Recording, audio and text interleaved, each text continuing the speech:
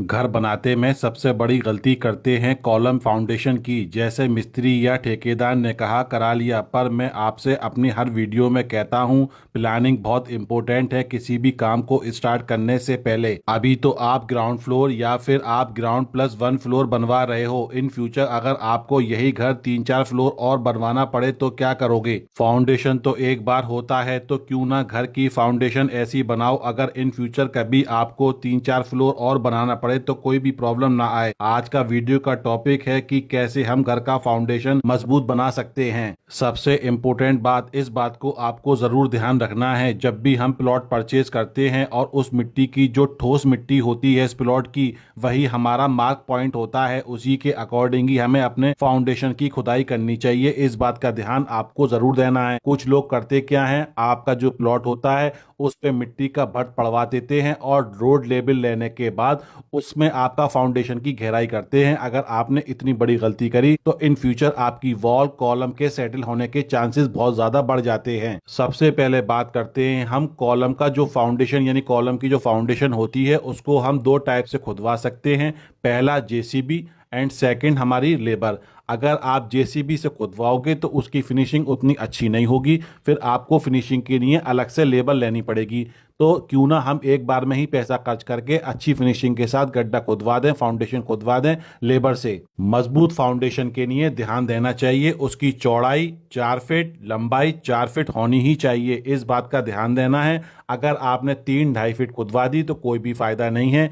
और उसकी अगर गहराई की बात करें, 4 फीट ही गहराई होनी चाहिए। इस बात का ध्यान आपको जरूर देना है। जब हमारे कॉलम का फाउंडेशन खुद जाता है, गड्ढा खुद जाता है, उस पे एक बात और ध्यान दें, जो हमारा धरकुमुट होता है जिससे हम मिट्टी को अंदर सेट करते हैं, उससे आपको 15-20 मिनट अच्छे से मिट्टी को सेट करवा देनी है। उसके बाद आप अपने जाल रख के कंक्रीट डलवा सकते हैं। अगर हम बात करें कॉलम के जाल की, जो हमारी चौकी होती है जो हमारे सरिया से बनती है, वो भी हमारा 4 फीट का होना चाहिए।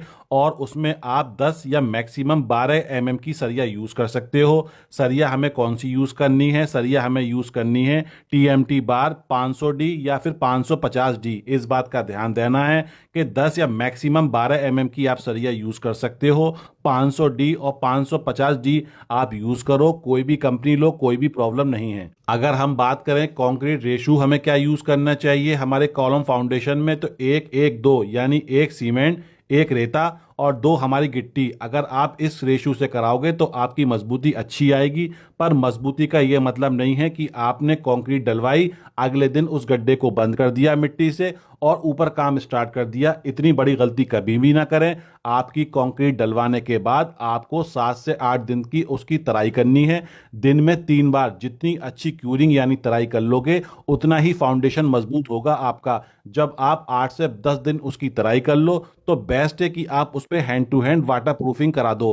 कुछ लोग वाटर प्रूफिंग कराते हैं, कुछ लोग उस पर प्लास्टिक जो आती है उसको अच्छे से सेट कर देते हैं। तो बेस्ट है कि आप प्लास्टिक छोड़ो, अच्छी कंपनी का वाटर प्रूफिंग जरूर करा दो। वाटर प्रूफिंग कराने के बाद उसकी स्ट्रेंथ और ज्यादा बढ़ जाती है। जब भी आप कंक्रीट फिलिंग करो आपके कॉलम के फाउंडेशन में, उसमें वाइब्रेटर जरूर यूज करो। जितनी अच्छी तरीके से आप वाइब्रेटर यूज कर लोगे फाउंडेशन में, उसमें एयर नहीं आएंगे, हनीकॉम्ब नहीं आएगा, अच्छे से सेट हो जाएगा आपका कंक्रीट। और एक गलती ज्यादातर लोग ये भी करते हैं कि फाउंडेशन आज हमने सेट कर दिया, उसके बाद नेक्स्ट डेज पे ही उसी कॉलम पे वर्क स्टार्ट कर देते हैं। ये गलती कभी ना करें। कम से कम 2-3 दिन का टाइम लें, उसके बाद आप काम स्टार्ट कराओ उस कॉलम पे। अब बात करते हैं जो हमारी कॉलम की चौकी होती है, जो हमारी कंक्रीट की होती है, उसको हम कितने थिकनेस यानी मोटाई में ले सकते हैं। तो वो आप मैक्सिमम 9 इंच की लो। 9 इंच से आपको नहीं लेनी है कम। अगर 9 इंच से कम ली तो उसमें स्ट्रेंथ उतनी ज़्यादा नहीं होगी। ध्यान दें, फाउंडेशन की थिकनेस जो कंक्रीट होती है हमारी, 9 इंच से कम नहीं लेनी चाहिए। एक बड़ी गलती और करते हैं लोग, जब कॉलम हम सेट करते हैं अपनी फाउंडेशन में, तो कॉलम के जो पैर होते हैं, जो एल होते हैं, उनका उन्हें पता ही नहीं होता कितने फिट हमें छोड़ने हैं। एल हमेशा हमें 1 फीट से कम नहीं छोड़ना चाहिए।